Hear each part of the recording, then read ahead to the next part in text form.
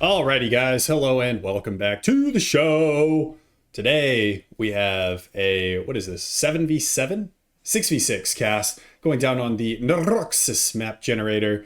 Neuroxis has definitely spit out an interesting one for us today. We got a couple plateaus on the north and southern corners, and some little cliffs in the middle. Some with mexes, some without. But introduce some nice choke points. Let's go ahead and introduce our players. In the rearguard air position for team number one, up at the top, we have the one, the only fellow caster and FAF streamer, Jagged Appliance, going UEF, opening first land. To his north, in what I guess would be another semi-rearguard air position, as I turn the mini-map back on, we have FTX Commando, a mainstay of the FAF community for several years. He's going UEF, opening first land. To the east, we have Spiky Noob, who's going Seraphim, opening first land. I actually had a couple games with Spiky a couple days ago, and he's now like a 1700. And if you all have been following my channel for a long time, I did a show match with him like a year ago, and he and I were both 1,000. So that just goes to show you that any match between me and him would no longer be a show. But next we've got Eco Noob, who's going UEF, opening first land, already on the working on the hydro there. We've got Paralon going Seraphim, opening first land. And last but not least for Team 1, as we're speeding things up here, we have a nonsensical name. We're going to call him E something or other. And he is going for, I think no, it's not Pi. I initially thought it was Pi. But he's going UEF, opening first land. Moving on to Team number 2. We've got Tursto opening first land, second air as UEF. I'm actually going to bump the speed down a little bit here so I'm not rushing myself. Far northernmost position, we have Mazer Noob, who is going an inappropriate Aeon faction, opening first land, second air. To his south, we have Boom Noob, who's going Aeon, first and second land. Zwaffle Noob, going UEF, or Seraphim, sorry, opening first land, second air. Next, we've got Yudi, who I guess is no longer Hamcha Mamcha, going Cybran, opening first land. And last but not least, we have Macro Noob. So lots of noobs in this game. Going Seraphim, opening first land, second air. I am joined by the one and only Function. Function, Hello. say hello to the viewers. Hi guys, how you doing? Thanks for having me, Duelist. Had a lot of fun last time, so I'm glad we could get together again and do another one of these games, one of these casts. Absolutely, yeah. And between you and me, co-casting is always a little bit more fun for me than just yelling at myself for an hour. But I enjoy it a little bit more. And as we get into the game, we've got Spiky Noob looking to do a distance build here on the cliff, and Mazer Noob doing something similar. But Function, I got a bone to pick with you, man. I didn't tell you whenever we were talking for about 10 minutes before this, because wanted to get your reaction live here. But you and Willow did a cast, man. I built a Fat Boy, and you said, Duelist is finally playing the game. And I got to tell you, man, I take issues with statements like that. Yeah, I thought you might. I thought you might. Yeah, it was a really fun game. We were joking around a lot, and we saw that you were taking a bit of a back seat, I think, in the first 10 or 15 minutes of the game.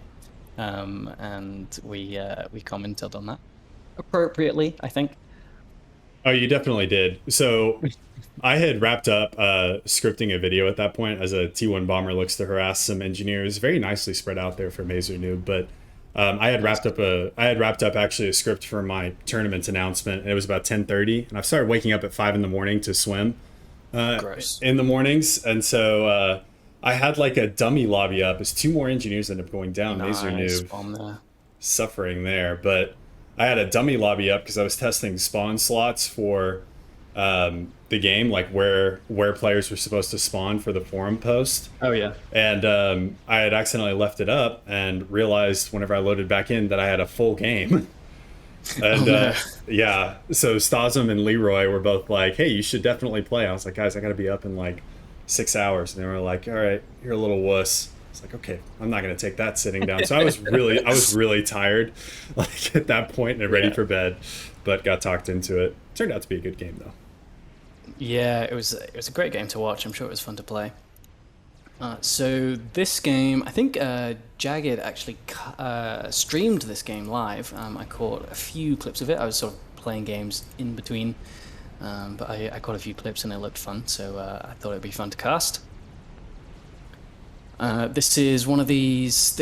These guys do these basically every day. Neuroxis map gen with 10 to 16 players, 1.7k plus, I think. So Yeah, they do a lot of these. they do it a lot during the day. Jagged is Irish, if I'm remembering correctly, and Yeah. I think it's a lot of Europeans that he ends up playing with because usually I'm taking calls for my day job and then kind of got his game up on a second screen. Right. As we have Eco Noob going for a Zephamp upgrade there in the middle of the map, only Com upgrade as of yet. Where we kind of sit right now, Macro Noob has control of the southern plateau, and it looks like Mazer Noob contending with Spiky Noob for the northern plateau. Although Mazer Noob on three factories, fourth soon to come. Spiky on 2 right now. So, although are those connected? Yes, they units can actually get across this tiny little land bridge there. They're very slowly. I think they get bunched up really easily. But a nice little quirk of the map gen there makes sort of weird little land bridges like that pretty cool. I don't know about you, but I think these plateaus are going to play a pretty big role in the game. There's a ton of mexes up there. I think Mazer airdropped a bunch of units in, and Eco Noob on the other side did a edge build onto the cliff there. Down in the south, just Macro Noob taking complete control of that upper side. I think someone from Team 1, E33, tried to get a drop off, but those units have been killed. Do you know the significance of this guy's name? Or did he just literally hit capital E and then headbutt his keyboard? Is this like some significant number? I don't know. I know it's a rename. I can't remember who it's from. I could look it up. Hold on. You be clever and talk for a sec. Let me look it up real quick. I'll be clever and talk. All right, so gun speed and range coming in now for Paralon. Zephamp still actually not done there for Eco Noob in the middle, taking his sweet time. It's probably because he didn't build enough power, and that would substantiate his name as Eco Noob. As we are getting into the game, though, I'm just seeing that there is way too much T1 spam coming out of Boom Noob, and I think that Team 2 just on the whole, even though they have control of both the upper and lower plateaus, just far too overextended, and I'm really liking what I'm seeing out of Team 1 just with consolidated gameplay, getting their comm upgrades, playing it safe, making sure that they get themselves a good position in the game. Yeah, I found E33. His name was originally Andrani. Does that name ring a bell for you? Oh, I believe, yeah, he's a fellow caster, I believe. Oh, brilliant. There we go. So that's Andrani. Okay, sweet. 2 casters in the game, both of which are on the winning team at this point, Jagged and Andrani. The lower team, I'm not quite sure what they're doing. We have kind of an army here in the middle doing whatever it is that Boom Noob is looking to do with it. But gun speed and range, go ahead. There's a lot of mass in that army that's kind of walked forward and then is walking off to the side, not really doing a whole lot. Yeah, and you can see that they're about to walk into a gun comm here for Spiky, so, that's mass donation there for team number 1. Perfect timing there for Spiky. 1700, he's one of the lower rated players in the game, but he's showing what he's worth here. Oh yeah, Spiky is what you might call a genius whenever it comes to Fortune Alliance Forever. Actually, almost everybody on Team 1, I think, get that genius level rating, so I'm really excited to see how they get to work here. You can see some of that genius coming in as Eco Noob realizing Boom Noob way overextended here, moving forward with his gun comm as well as several T1 units. Yeah, and you've got 3 gun comms now in the vicinity for Team 1, and these units are getting a little bit trapped, so not the best idea. A few bombers overhead there in Spiky Noob's vicinity, but they dropped a few bombs and then left for greener pastures. I see what you did there. Yeah, he's a green player. But there's AA here for Spiky Noob, so I mean these bombers just a total waste from Mazer Noob. Yeah, they're going after the point defense. They'll need another pass. I think they'll need 2 more passes actually to get it, so I'd be surprised if they do anything significant, to be honest. And I mean, even if they do end up getting the point defense here, what does that really accomplish there for team number one? So, they're able to get Spiky Noob kind of off of this plateau potentially, but what Mazer hasn't realized is that Spiky's comm is in the vicinity. Spiky realizing he doesn't have support, masterfully moving his units, his commander back, bringing his T1 units into position. Yeah. Ooh, and we've got a ghetto gunship coming in there from Indrani. Love to see those. Really cheap way of getting a whole lot of DPS out. Oh yeah, so smart. So smart from team number one. He's going to lose that ghetto, but he's put pressure on Mazer Noob, who is going to have to retreat. But he's baited out all of Mazer Noob's interceptors, and now they're easy pickings for the Janus here. Yeah, and that's the mass from that ghetto gunship falls right back in friendly territory, so nothing really lost there for Team 1. Yep, I think you'd call that a genius play, if I do say so myself. But so T2 Air coming out from Paralon. I'm not sure what kind of air production we have over here for team number 2. We do have a T3 upgrade on the way for Tursto. I think that's far too early. Yeah, I mean, 11 minutes into the game, it's definitely too early for me. Because look at how much damage these Janus are doing. You could have pushed out some gunships, you could have pushed out some Janus, and that would have, I think, been way more valuable. And Tursto actually eating his mistake here, taking several Janus hits to the face. Yeah. Very little damage done to any of the commanders on the side of Team 1. Team 2, on the other hand, taking, like I say, a lot of aerial fire without returning too much damage. And a nice little push coming in there from Spiky Noob. Yeah, he'll close in on Tursto with that gun comm. Eco Noob in support. Janus providing broken arrow level fire support from the sky. And Tursto actually just AFK here. Yeah, not even a gun upgrade on that comm. He's going to lose that comm. A nice bunch up command from a Spiky Noob. Pop goes the weasel. That might not even have been necessary. Yeah, I don't really know what Tursto is doing. 11 minutes into the game, you've got a bunch of comms in the area. You've got to either retreat that comm or you have to upgrade it. Yeah, now Mazer Noob has committed a similar mistake, walking his comm forward into the spikes of Spiky Noob and the Janus of Paralon. Yeah, fantastic work there. There's, 6, 7 Janus in the area.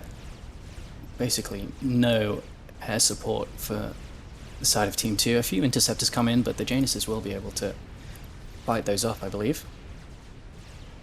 Yeah, Spiky dropping a little bit low, but I think he's kind of read the situation really well, though, that if he commits here, he can take out a higher rated player. Spiky Noob being 1700, Mazer Noob being 1800. So definitely a win there, I would say, for team number 1 as well, who have just really expertly maneuvered team 2 at this point. Fantastically done there. 2 kills very early into the game. That'll really put the pressure on Team 2. And it looks like Jagged has actually got T3. So Jagged Appliance has been playing the game, I think, for 7, maybe 8 years now. And you can see the experience coming in. He's the first to get T3 on his team. Really helping out the air support there. Which is, I think, the absolute perfect timing. At 12 minutes, you don't have a whole lot of mass on this map. Well, I guess you do. Team 1 gave a good amount of mass extractors to Jagged, recognizing the importance of air in this game, and Jagged getting a really, really, almost perfect T3 air timing there. Yeah, really nice. Taking an engagement, and despite having lower numbers, Jagged is actually doing more damage than his opponent there. He is going to lose the combat overall, but he took out more ASFs than he lost there, I believe. So really nice work on the micro there for Jagged. Yeah, I think you could call that a Pyrrhic victory there for the wheelie or farm schlet. Yeah, definitely. And you can see a bunch of ASFs over on the right hand side had to be pulled away to deal with a ghetto gunship. So keeping up the pressure. You love to see it. Love to see it. Down in the southern side of the map, things have been a little bit more quiet. You can see we've got Indrani, or E, nonsensical numbers, facing off against Macro Noob here, and Andrani building a much better equipped Firebase to deal with any sort of offensive firepower. And I think, again, Team 1, I'm not sure who hosted this game, but they definitely host stacked on Team number 1 because all the brains seem to be up on that side of the game. Yeah, Andrani, vastly fewer mexes than his opponent. Who is this Macro Noob there? Macro has the Plateau, but he's really got a lackluster Firebase there. He's built a bunch of T1 PDs, a couple of T2 PDs, but nothing like what Andrani's managed to build. Yeah, well, we saw how Firebases and defensive structures worked for China in antiquity with the Great Wall of China. That still stands today, and I'm thinking that Firebase is going to stand the test of time into eternity. Yeah, he's been reading up on his art of war. Andrani likes to do that. He likes to keep his mind sharp. Does he actually? No, I have no idea. Oh, okay. As we've got Jagged Appliance rebuilding ASF numbers, but looking to make some more efficient trades here. A little bit of an airdrop as well coming in from Eco Noob. A couple of Lobos looking to distract his opponent. Well done. Somehow Team 2 have actually managed to clear out that eastern plateau. I'm not really sure how they managed that, given the way they were playing the air game earlier on. They must have funneled in a lot of resources and overcommitted to that plateau there. Yeah, well, I think they wasted a lot of mass on just this massive amount of T1 units that are now trapped up on this cliff that they can't do anything for. And honestly, Boom Noob not even going for these Northern 4MXs, so, missed opportunity there. Yeah, I think Boom Noob has been overwhelmed. His teammates have put him in a really tough spot. They've given him all this eco and all these units to work with, and he just doesn't have the APM to keep up with it, to be honest. Yeah, now you can see another masterful maneuver here from Jagged, pulling all of the ASFs from Farms out while he leaves the Strat Bomber unprotected. Farms is going to end up losing that Strat Bomber. That's a fantastic play there, Jagged, keeping... There's that 5 ASFs in the back there just to go after that Strat Bomber. No, you should lose it. Okay, yep, there he goes. Gonna get the kill. Good job. Very, very worth it there. I mean, that bomber only picked up like 4 mexes. I don't think that you could call that a win. No, definitely not. And they're immediately going to get replaced by T2 NGs on the field there for Eco Noob. Yeah, you might even say that that's a loss for Team 2 because you can reclaim them and then potentially put T3 mexes there. And so all Team 2 has done is help advance the economy of Team number 1. Yeah, and that's 1,700 mass in that Strat Bomber wreckage that has gone straight onto Andrani's side of the field. Even better. And I'm sure Andrani is much better at reclaiming than I am, like you said in the cast. Yeah, we did bang on about that a bit, didn't we? I'm not gonna let you live that one down. No, it's funny. It's fine. I didn't play I did not play very well that game. I find it funny, and I like what's the word? Giving people a hard time. Yeah. Well, yeah.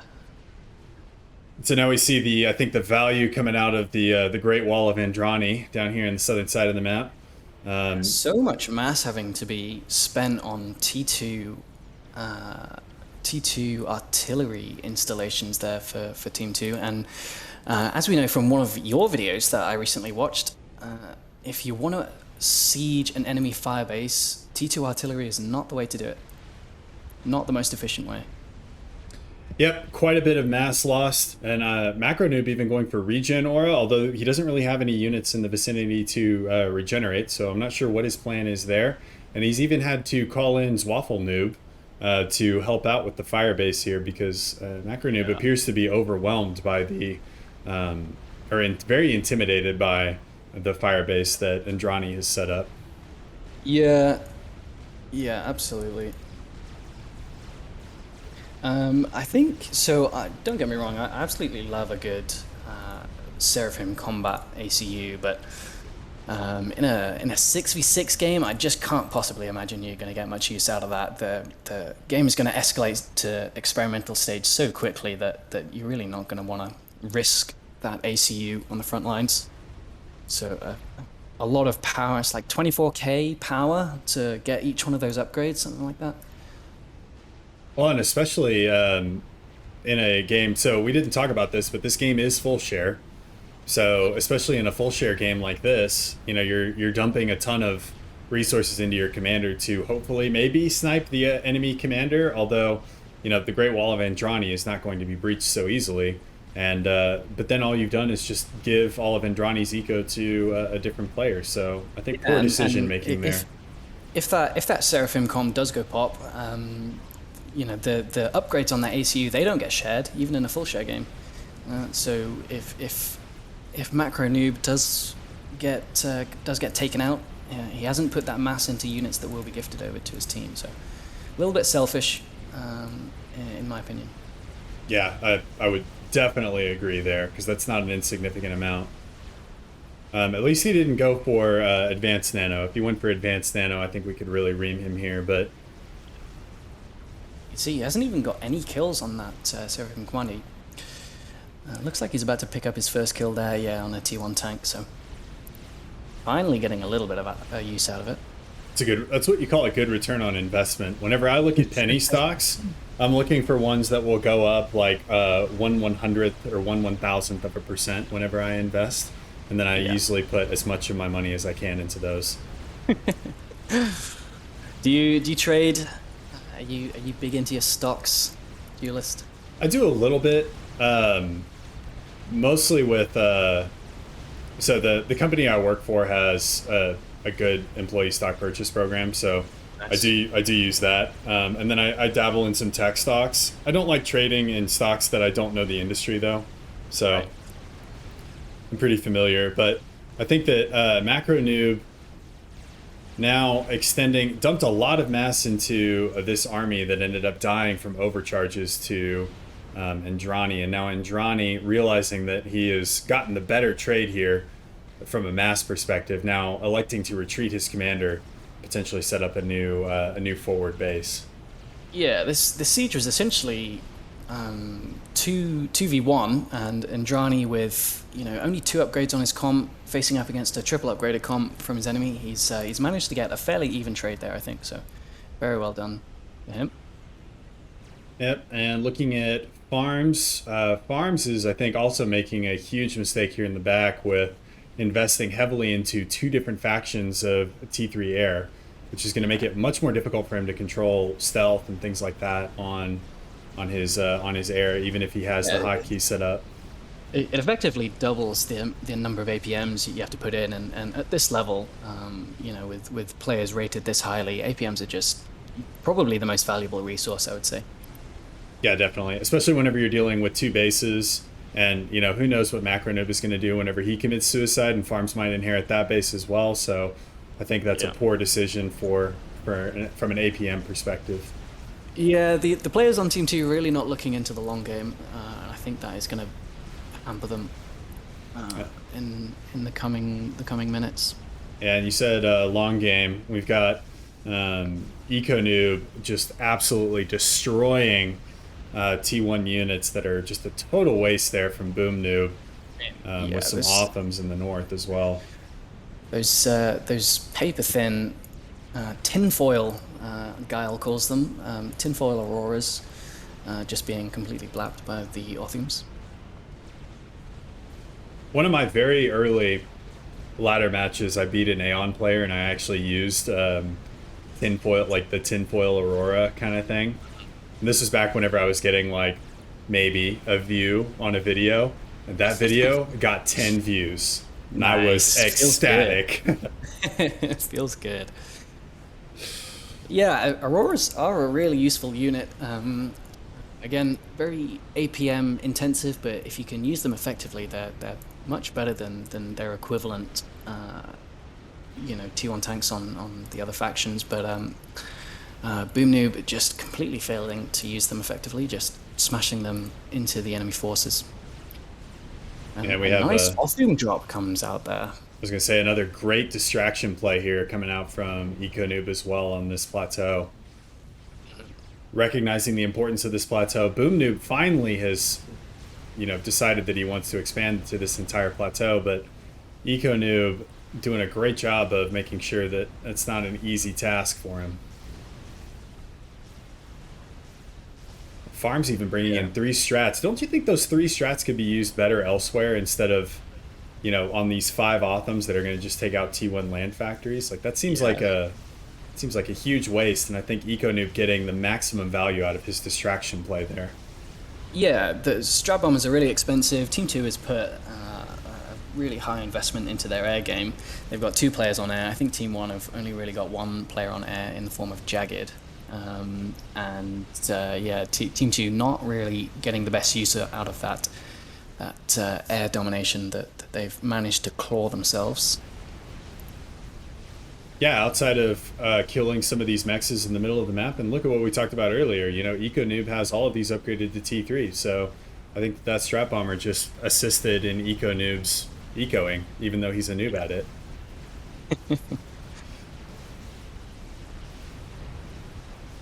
And shifting down to team number 1, we're still seeing Farms going for a double base on the air game.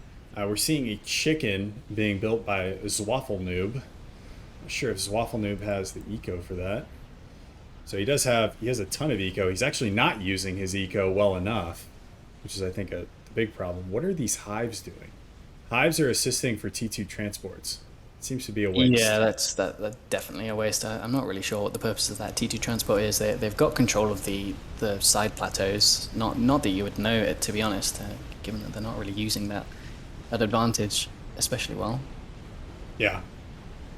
I mean, look at these plateaus. These are ripe for TMLs, T2 artillery, T3 mobile artillery dropped in, but you don't see any of that from team number 2. You just see them kind of taking it and just like sitting there doing nothing with it.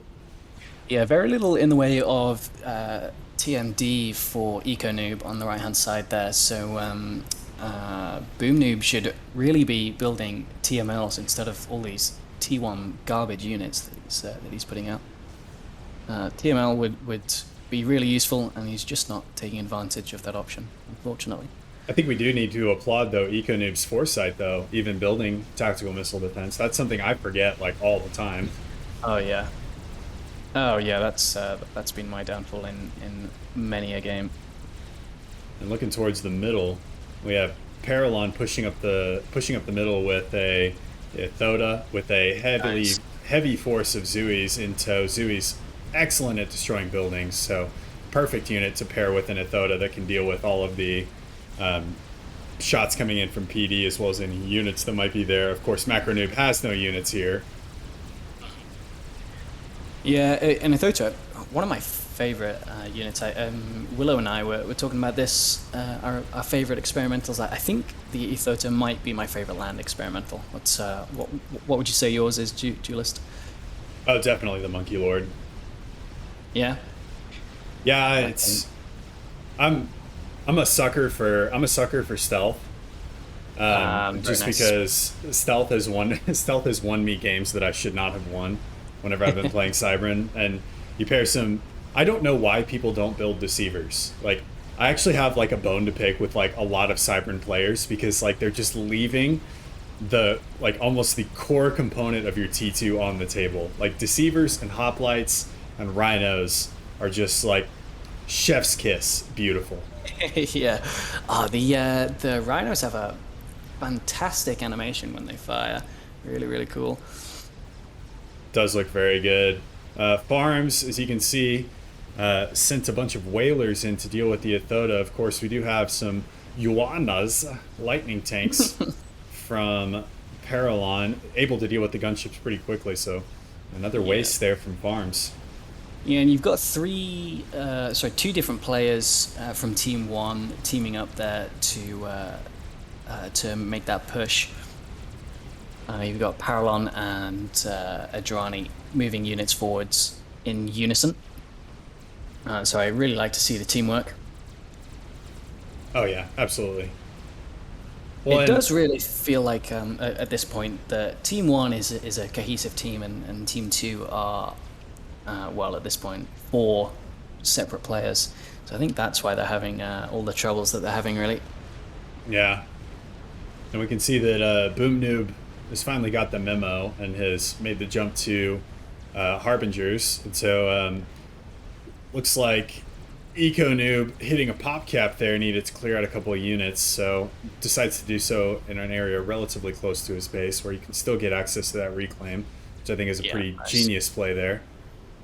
Yeah, yeah, really nice to see that, and you can see that Boom Noob has had to build a GC and a bunch of Harbingers just to clear out, I don't know, half a dozen units from Eco Noob there. So a bit of an overcommitment, I would say. Yep, and now we got a nuke coming out from Boom Noob as well, so I guess that's what he was doing with his mass.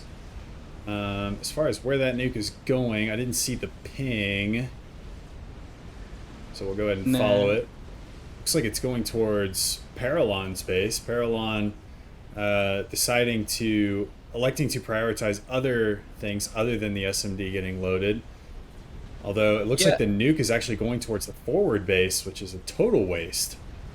Yeah, they've noticed that they had that forward base. They know that they've wasted their mass on that nuke there, so they have to go for a minor objective, which is really a shame.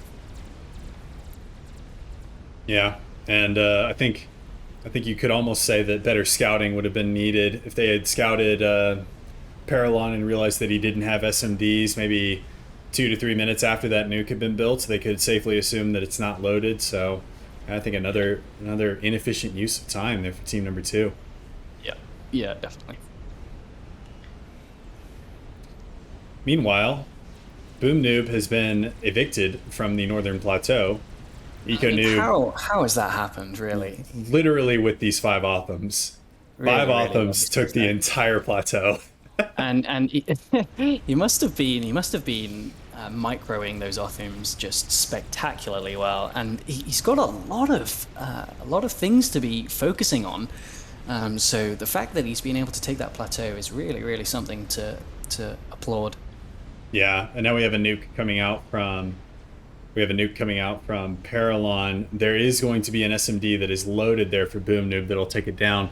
But I think what Paralon was really trying to do there was send a message. I don't think he was trying to. I think he was going more for intimidation. What do you think?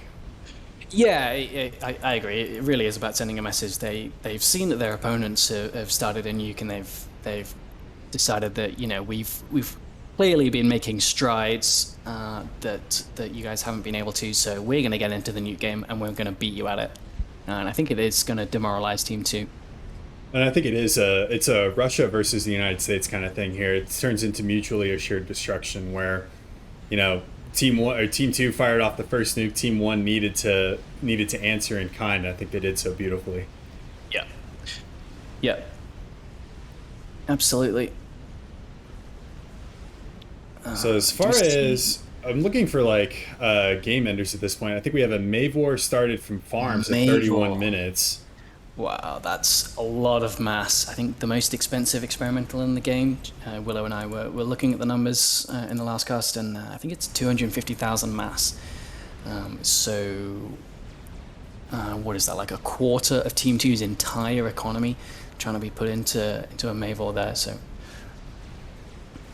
Well, if you look at it, I was going to say, if you look at who Farms is up against Jagged. It's a 2v1 in air with FTX is contributing somewhat in the air game, but Jagged's been the one that's kind of holding down the fort. Farms has so much more air. He could crush air if you put something into a Soul Ripper or something like that. It'd be way more valuable than burning half of your team's eco on something that it's never going to get built. Yeah, and I think that Farms is actually having to take some mass donations to even get that Mavor started. And is that an ejection? I don't believe so. Sorry, I was looking at something else and I glanced over and I saw a big nuclear explosion. I'm not even sure what that was. Yeah, I'm not sure what it was either. It might have been a nuke at nothing, which is kind of what we've come to expect out of team number 2.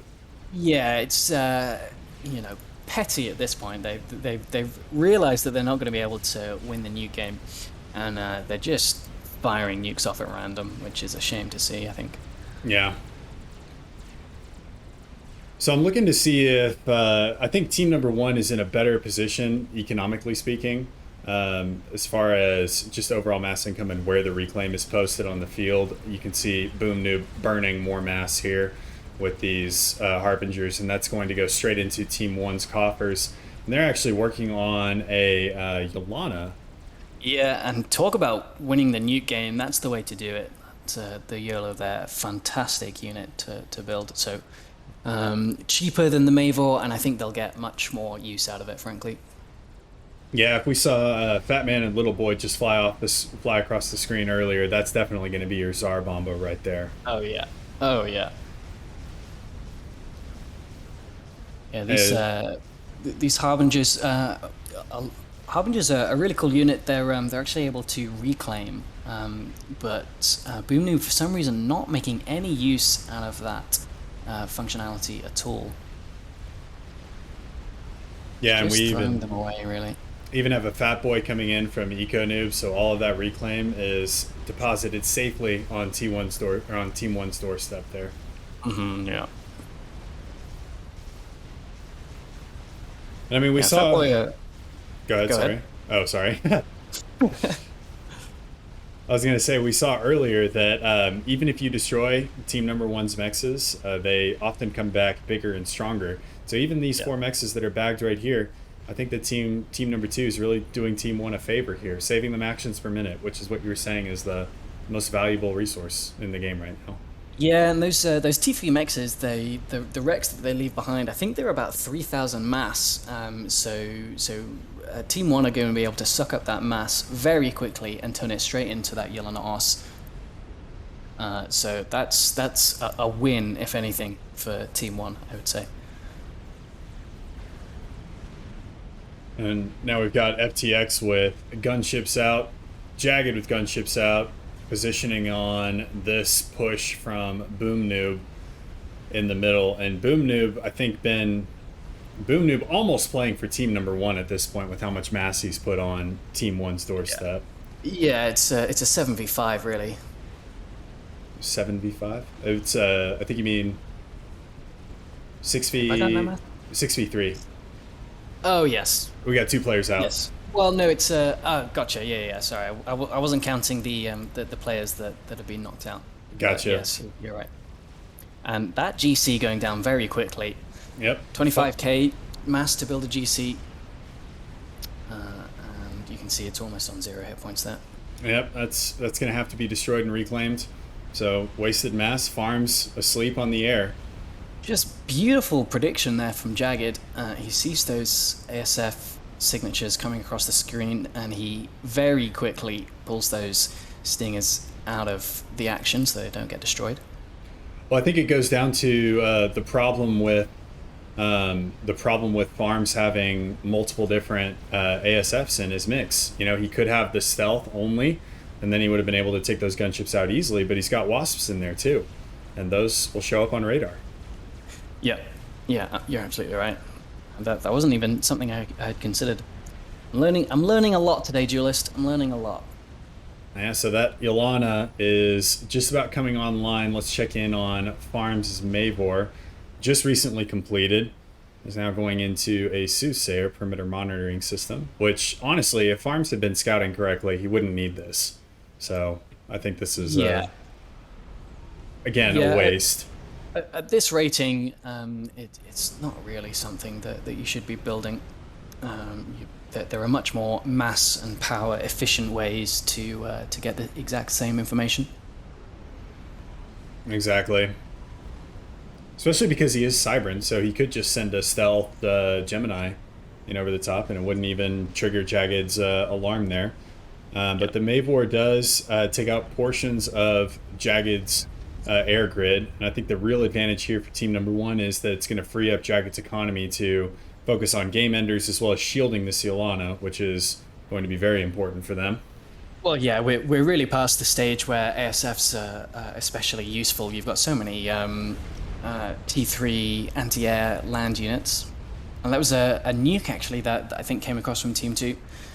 So another minor objective that they've had to go for.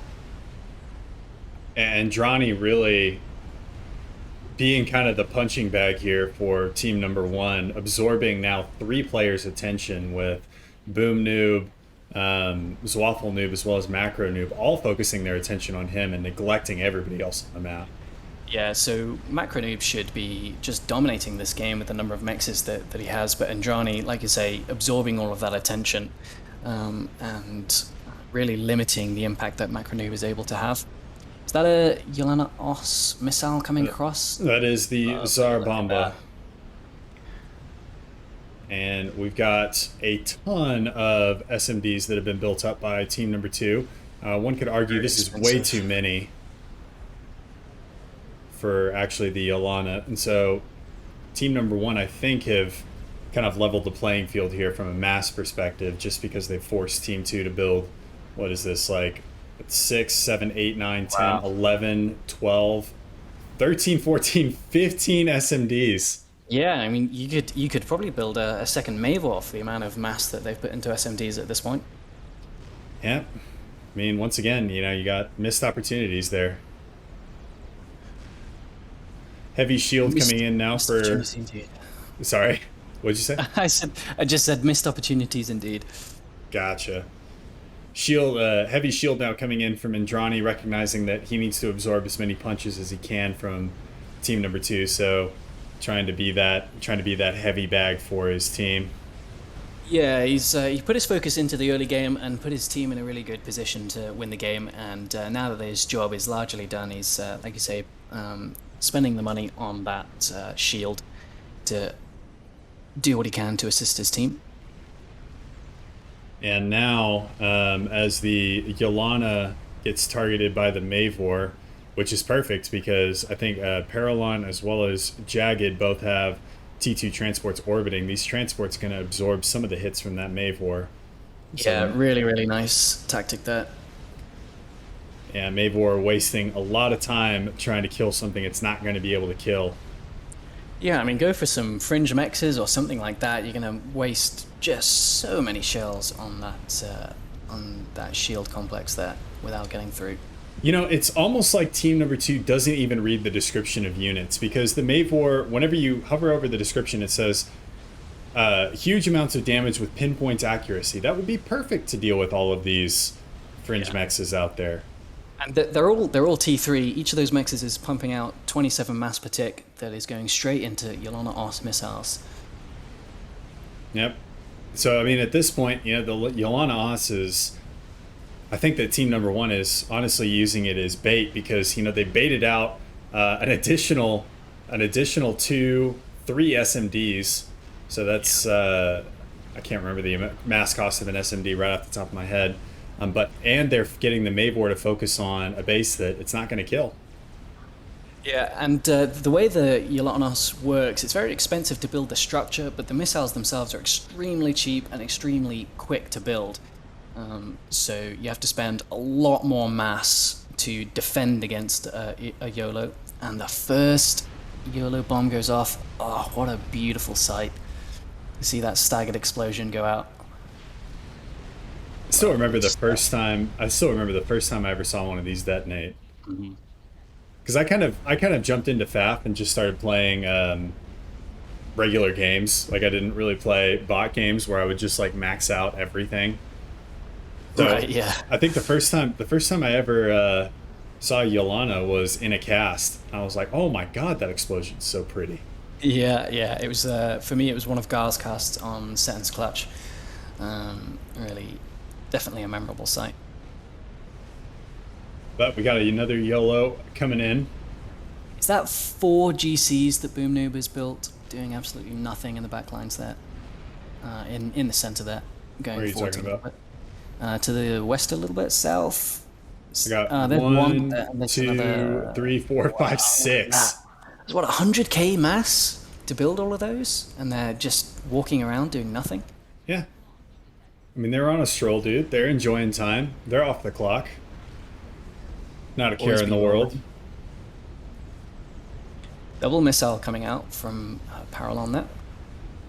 Yeah, Team One continuing to send that message, I think, as far as overall nuclear superiority, and they're trying to drain a lot of mass, I think, from these SMDs. Like you said, the YOLO much more efficient at producing nukes than the normal nuke launcher and the SMD.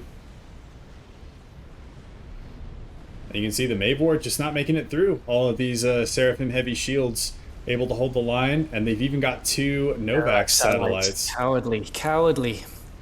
It's you don't see Novak satellites at this sort of rating because it's not the most honorable unit to build. Let's just put it like that. Well, I mean, I don't think it's a terrible unit, but again, why are you using it here?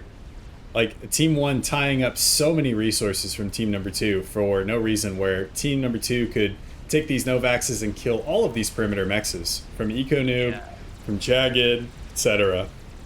Yeah, just send them around, cause havoc, instead of just bashing them into a brick wall like that.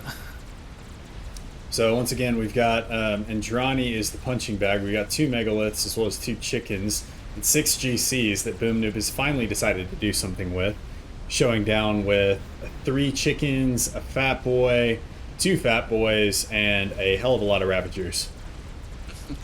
You see Paralon using that YOLO as Tech 4 nuclear point defense, destroying a lot of the anti-air units that Boom Noob had assisting those GCs. Doesn't hit any of the GCs themselves, but I believe that was a deliberate move to force the GCs to continue forwards into that Fat Boy fire. So really, really clever play there from Paralon.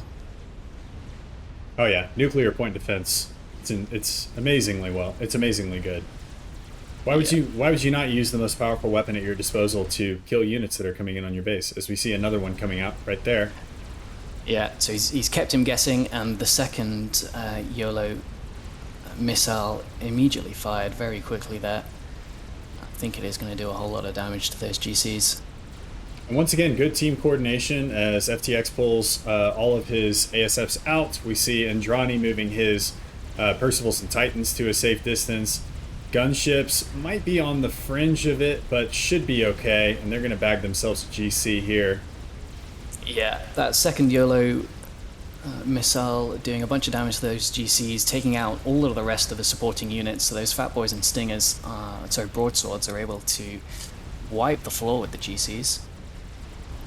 Yeah, and you do have Stingers now coming in from Jagged, recognizing the opportunity here. That's 2 GCs down, third one soon to follow. The chicken just now going down there for... A chicken with massive AoE damage. The chicken is the perfect unit to defend against clumped up GCs like that. So I really think that's a mistake by Boom Noob. Should have spread those out to avoid taking that AoE damage. Absolutely. And now we've got a chicken coming in from Zwaffle Noob, walking into a ton of Yotashalas, and a fat boy from Andrani, and a fat boy from Paralon. And so again, we have another mass gift from team number 2. Yeah, really nice work there from Team 1. Fat Boys, a very mass effective way of producing T4 point defense, essentially. Although I think we did just have an ejection. No, EcoNoob's fine. That was a nuke that went up against EcoNoob's mexes. But once again, EcoNoob will rebuild, and he'll become stronger than ever, as we've seen multiple times before. Yeah, and he's got access to all those T3 mexes on the plateau there, so taking out 3 or 4 mexes from his original main base is not really going to hamper him too much. I'm not actually 100% sure how much mass and energy a nuclear missile costs.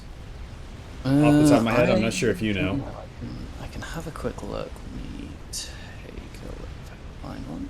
I don't think it's in the database. You need to go to GitHub, maybe.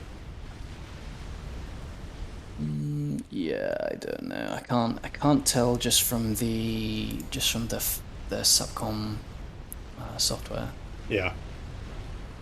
It's a shame. I'll have to do a breakdown on that sometime. I would love to see that. I got a lot of things I need to do a breakdown on. You can hear the And weariness in my voice. They've all stacked up, and yeah, yeah. So Harbingers rolling over an already bombed base. So a bit of overkill there coming out from Team Two. They've used a nuke to destroy some of EcoNoob's territory, and then those Harbingers rolling in. They don't really have anything else to kill, so a waste of time and resources there from Team Two, I'm afraid. yep. And down at the bottom, we actually have. I saw a Scathis fire coming in from somewhere. Yeah, so and that's a whole lot of Novaxes. Where are all those Novaxes? They're all over Paralon's base, and they finally get that kill. That takes, what is that, 8 Novaxes to kill one ACU. And a Mavor. Yeah. And that's actually Jagged getting defeated by a really lucky Mavor shot. I don't think Farms can claim any credit for that kill. No, just sheer luck, to be honest. So that's all going to go to EcoNoob. So we got EcoNoob, FTX, and Andrani holding down the fort from here. Novax is being redeployed to FTX's base, where there's actually a Mavor almost done. And I think this is a much more appropriate time to build a Mavor. Yeah, absolutely. 45 minutes into the game makes much more sense to me. Although I think that team number one, in all of their wisdom, FTX is moving his commander out of the shields. Well, yeah, there's only really so much you can do in the face of overwhelming RNG. Sometimes the game just doesn't go your way, despite the incredibly clever plays that Team 1 have put out. Sometimes the RNG gods just gift the game to the inferior team, and I think that's what's happened here. Yeah, so, as the game wraps up and EcoNoob ends up deciding, quite masterfully, I might add, to not continue to waste his time in this game. Based on what we saw from team number 2, what would you have put their odds at to win this game? I'm thinking like 1 in 40, 1 in 50. I mean, if that, honestly, the way they were using those GCs, just wandering about nonsensically, like it was a little bit silly, to be honest. So Yeah, I think Team 2 need to pack up, take a break from FAF, and maybe go hit the blackjack tables at Vegas, because y'all are on a hot streak here. Yeah, I agree. All right. So, anywho, we'll go ahead and close the cast out there. Thank you all so much for watching. Function, thank you so much for joining me. Is there anything you'd like to say to my viewers? I mean, just thanks again for having me. I love doing these co-casts so much. A fantastic way to spend an hour. So thanks for having me. If you want to check out my channel, I put out like one video maybe every 2 days, something like that. Sometimes there's an extra video in between. But take a look. Yeah, I appreciate it. Yeah, absolutely. And for everybody watching this channel, if you want some advice from both myself and Function, try and be a team 1 in this game. Don't be a team 2. Nobody likes team 2. No, absolutely not. So I will leave y'all with those words of wisdom, and I will see y'all in the next one. Peace. See you next time. Bye.